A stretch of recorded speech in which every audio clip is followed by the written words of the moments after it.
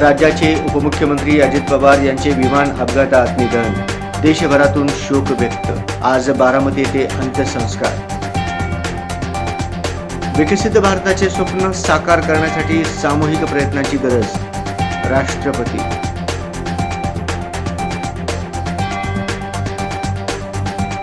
दमदार आणि दिलदार मित्र मला सोडून गेला. मुख्यमंत्री.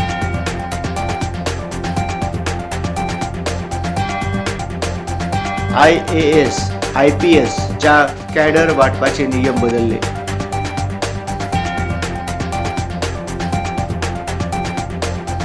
अमेरिकन अधिकारी म्हणाले, युरोपियन युनियन सोबतच्या कराराचा भारताला जास्त फायदा.